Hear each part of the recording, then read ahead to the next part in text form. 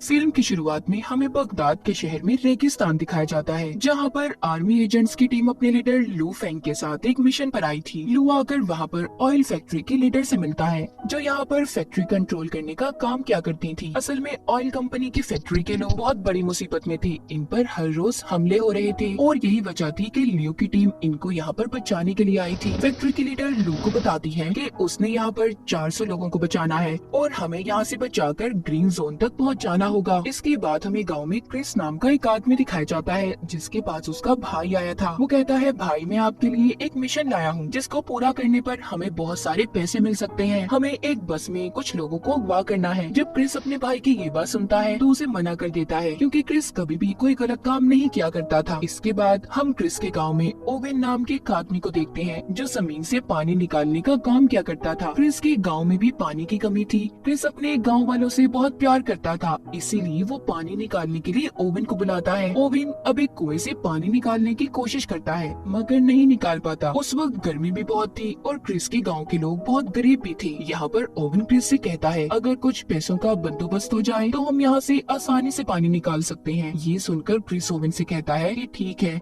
मैं पैसे लेकर आऊंगा। उधर फैक्ट्री के अंदर लू अपनी टीम के साथ मिलकर ये प्लान कर रहा था कि हमें फैक्ट्री के लोगों को बचाकर हाईवे ऑफ डेथ से लेकर जाना होगा, तभी हम ग्रीन जोन तक पहुँच सकते हैं। ये रास्ता शॉर्टकट तो है, पर बहुत ज्यादा खतरनाक भी। इसके बाद यहाँ पर फैक्ट्री की लीडर सारे सिस्टम को लॉक करके एक पेन ड्राइव में महफूज करके अपने बैग में रख लेती है, ताकि सब कुछ उस ड्राइव में महफूज हो जाए और किसी को भी कोई खतरा ना हो। फिर वो अपना बैग अपनी एक असिस्टेंट को दे देती है। दरअसल फैक्ट्री के लीडर की असिस्टेंट लू की बेटी होती है। उसकी अपनी डैड यानी कि लू के साथ लड़ाई हुई थी, क्योंकि जब उसकी मॉम की मौत हुई तो लू उनके पास नहीं था। इसी वजह से लू की बेटी अपने डैड से नाराज थी और नफरत किया करती थी। जिसके बाद सभी लोगों को बस में बिठाकर ग्रीन जोन की तरफ ले जाया जाता है। जल्द ही ये हाईवे ऑफ डेथ के पास पहुंच गए थे। वहाँ का मंजर देखकर लियो की बेटी डर गई थी, क्योंकि आज तक कोई वहाँ से जिंदा नहीं गया था। हर तरफ गाड़ियाँ ही गाड़ियाँ थी, जिनका एक्सीडेंट होने की वजह से बहुत बुरा हाल था। लियो अपनी टीम से चारों तरफ नजर रखने का कहता है और फिर अपनी बस को लेकर आगे बढ़ता है, मगर रास्ते में दो गाड़ियाँ थी,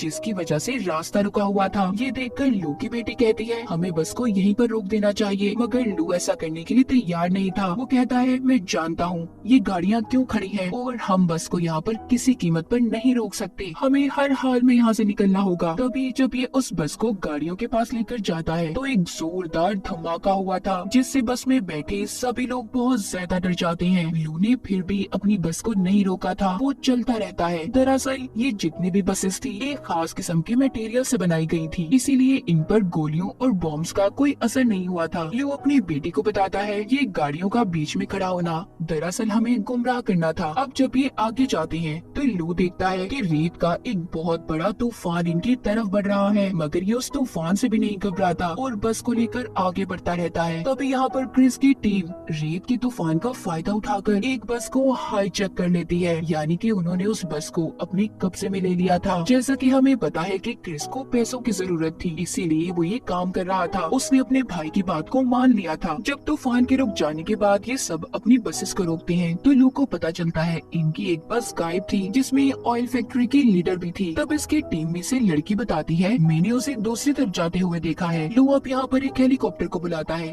ताकि उस बस को जल्दी से ढूंढा जा सके। इस काम में लू की बेटी भी उसके साथ जाने का कहती है। लू हेलीकॉप्टर में अपनी बेटी को लेकर उस बस को ढूंढने निकल गया था। कुछ दूर जाने के बाद लू हेलीकॉप्टर से एक ट्रक को देखता है। अब इसे समझ आती है कि रेत का असल में कोई तूफान नहीं था, बल्कि दुश्मनों ने इस ट्रक की मदद से नकली तूफान बनाया था, ताकि वो हमारी बस को हाईजैक कर सकें। कुछ देर के बाद लू को अपनी बस नजर आ जाती है। राब्ता करने पर लू की टीम की लड़की उसे बताती है, उस बस में से अमेरिकन ने हमारे 5 लोगों को अगवा किया है, जिनमें ऑयल फैक्ट्री की लीडर भी थी। जिसके बाद लू अपनी टीम से दोबारा राब्ता करता है और बाकी की बसेस को ग्रीन जोन तक पहुँचाने का कहता है। इधर क्रिस भी अपने साथियों के साथ जब गाड़ी में बैठा आगे बढ़ रहा था तो ऊपर से लू अपने हेलीकॉप्टर से इन पर बॉम्ब गिराता है। क्रिस भी अपनी गाड़ी से निकलकर गन लेकर हेलीकॉप्टर पर हमला कर रहा था, जिससे हेलीकॉप्टर उनसे थोड़ा दूर हो जाता है। उसमें आग लग गई थी।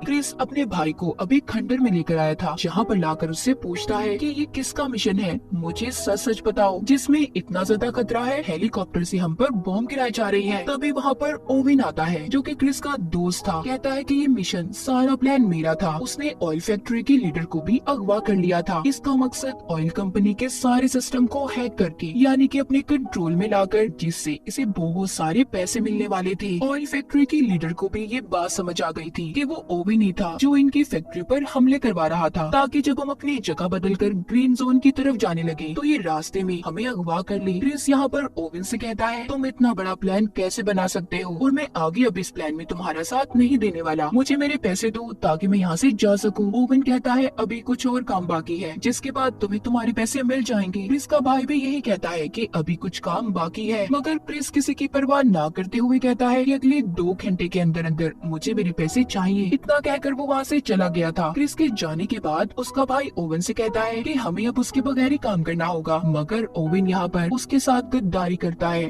उसने क्रिस के भाई को मार दिया था और फिर यहाँ से सब कुछ जाने का कहता है। उधर क्रिस भी अपने गाँव में पहुँच गया था। उसे अपने भाई पर बहुत गुस्सा आ रहा था क्योंकि उसने सही बात नहीं बताई थी उसे, जिसके बाद वो थोड़ा खुद को सुकून में लाने के लिए बच्चों के साथ बाहर खेलने चला गया था। तभी उधर ल्यू आता है जो कहता है कि मैं यहाँ पर अपने लोगों को बचाने आया हूँ जिनको तुमने अगवा किया है। मैं जानता हूँ मेरे लोग तुम्हारे पास हैं। क्रिस भी जवाब देता है कि मैं भी अपने गांव वालों को बचा रहा हूँ। जैसा कि हमें पता है क्रिस ने ये काम भी पैसों की खातिर सिर्फ अपने गांव वालों के लिए किया था, ताकि ये उनके लिए पानी का इंतजाम कर सके, और ये सारा प्लान ओविन का था ताकि क्रिस भी उसका साथ दे सके। मगर ओविन ने इसे धोखा दे दिया। खैर इसके बाद लू वहाँ से चला जाता है। कुछ देर के बाद क्रिस एक खाली फैक्ट्री में आया था जहाँ पर वो अपने भाई की लाश को देखता है। तभी उधर लू भी आ गया था। इन दोनों की यहाँ पर बहुत लड़ाई होती है। कभी क्रिस लू पर भारी पड़ रहा था तो कभी लू, क्योंकि क्रिस को यहाँ पर ऐसा लग रहा था कि उसके भाई को लू ने मारा होगा। मगर जब वहाँ पर कोई चीज क्रिस के भाई पर गिरने वाली थी तब लू उसे बचा लेता है। यहाँ पर उसको पता चल जाता है कि उसके भाई को लू ने नहीं मारा बल्कि इसमें ओविन का हाथ है। तभी वहाँ पर इन पर गोलियां बरसने लगती हैं। दरअसल यहाँ पर भी ओविन ने अपने गुंडों को इन्हें मारने के लिए भेजा था, मगर ये उन गोलियों का मुकाबला करते हैं। क्रिस उन पर बॉम्ब गिराता है जिससे बहुत बड़ा धमाका हुआ था। खैर वो गुंडे तो वहाँ से भाग गए थे, मगर इस उसमें क्रिस की गाड़ी भी बर्बाद हो जाती है। ये दोनों समझ गए थे कि इनको एक ही इंसान को पकड़ना है और वो है ओविन, जो इन दोनों का दुश्मन था। क्रिस कहता है कि मैं जानता हूँ इस वक्त ओविन कहाँ पर होगा। उधर दूसरी तरफ ओविन फैक्ट्री के लीडर और उसके कुछ लोगों को अपने साथ फैक्ट्री में ले आया था, जहाँ पर वो सिस्टम को खोलने की कोशिश करता है, मगर उस पर एक कोड लगा हुआ था। ओविन फैक्ट्री के लीडर से जब कोड के बारे में पूछता है तो वो नहीं बताती। तभी वो उसके 2 लोगों को मार देता है, जिसे देखकर फैक्ट्री की लीडर डर गई थी। अब वो उसके बेटे को मारने की धमकी देता है। तो ये सुनकर फौरन फैक्ट्री की लीडर उसे बताती है कि ये कोड एक पेन ड्राइव में है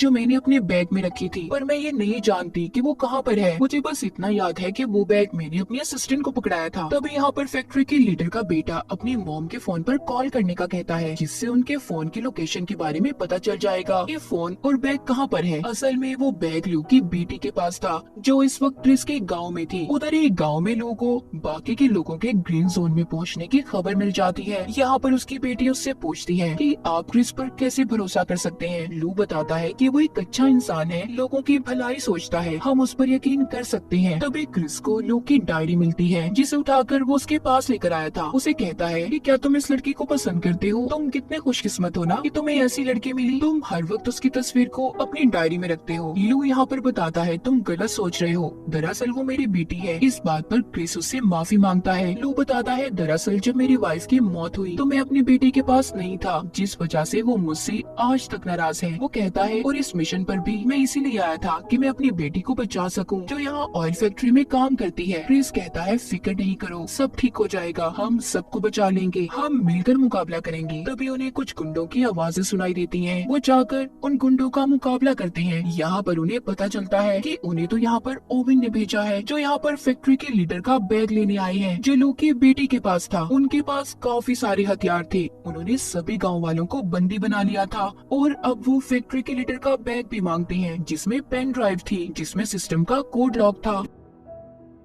क्रिस उन्हें वो बैग दे देता है जिसे लेने के बाद वो वहाँ से चले गए थे। ऐसा करने पर लू और उसकी बेटी उससे बहुत नाराज थे। तब क्रिस कहता है कि मैं पूरे गांव वालों की जान को ऐसे खतरे में नहीं डाल सकता था। जब सुबह होती है तो क्रिस लू की बेटी से पूछता है कि आखिर उस बैग में क्या था जिसको देने पर तुम तैयार नहीं थी। वो बताती है उस बैग में एक पेन ड्राइव थी जिससे ऑयल फैक्ट्री की सारी सिस्टम को हैक कर सकते हैं और पूरे बगदाद शहर के ऑयल को कहीं पर भी ट्रांसफर यानी कि भेजा जा सकता है। इस सिस्टम से ऑयल स्मगलिंग भी होती है जिसके बाद किसी भी मुल्क या शहर को वो ऑयल बेच सकते हैं और अगर ऐसा हो गया तो ये अब तक ऑयल की सबसे बड़ी चोरी होगी। दूसरी तरफ हम जर्मनी के शिप को देखते हैं जिसका कैप्टन ओवन से फोन पर बात कर रहा था। इधर गांव से भी क्रिस और लू निकल गए थे मगर लू की बेटी को ये लग रहा था कि वो दोनों मिलकर भी सब कुछ नहीं रोक पाएंगे, इसलिए वो भी गाड़ी लेकर उनके पीछे निकल जाती है। ओवन के पास भी उसके गुंडे बैग को लेकर पहुंच गए थे। वो फैक्ट्री के लीडर को अब बैग देकर पेन ड्राइव से लॉक खोलने का कहता है। वो जैसे ही पेन ड्राइव को सिस्टम में लगाती है सारा सिस्टम ऑन हो गया था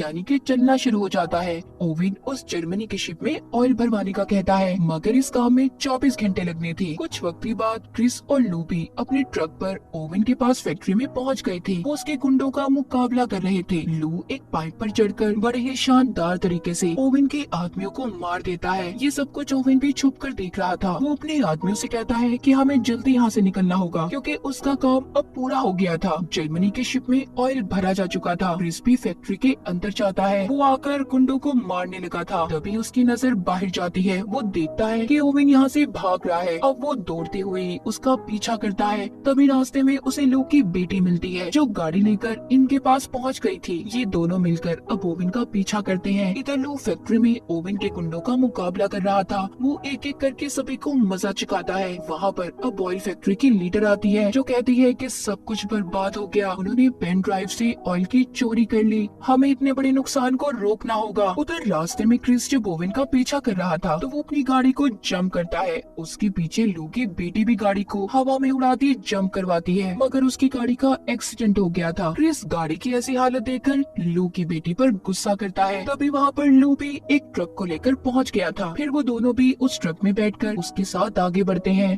क्रिस लू को ओवन तक पहुँचने का शॉर्टकट रास्ता बताता है। फिर ये उस ट्रक से रॉकेट लॉन्चर छोड़ने लगते हैं। दरअसल ये वही ट्रक था जिससे नकली तूफान को बस को हाईजैक करने के लिए बनाया गया था। क्रिस अब ओवन तक पहुंच जाता है। वो तेजी से लाकर अपने ट्रक को उसके ट्रक में दे मारता है जिससे जोरदार धमाके होते हैं। ओवन की गाड़ी दूर जाकर गिरी थी। ओवन काफी जख्मी हो चुका था। वो जब क्रिस को देखता है तो अपनी गाड़ी को लेकर वहाँ से भाग जाता है। लू ने वापिस क्रिस को अपने ट्रक में बुला लिया था। क्रिस अब ट्रक से लटक गया था और रॉकेट लॉन्चर की स्पीड से ओवन की गाड़ी के पास आ जाते हैं जिसकी वजह से उनका ट्रक भी काबू हो गया था। वो एक रस्सी को ओवन की गाड़ी से बांधकर अपने ट्रक को खाई में गिरा देते हैं और खुद उस रस्सी के सहारे लटक गए थे। ये देखकर ओवन उन पर हंस रहा था मगर गाड़ी पर वजन ज्यादा होने की वजह से ओवन की गाड़ी भी खाई में गिर जाती है। लू ने उस रस्सी को छोड़ दिया था। वो अपनी बेटी के साथ एक पत्थर पर जाकर गिरता है और ओवन अपनी गाड़ी के साथ खाई में गिरकर मर गया था। यहाँ पर लू और उसकी बेटी तो बच चुके थे। ये दोनों देखते हैं कि इन्हें क्रिस कहीं पर नजर नहीं आ रहा।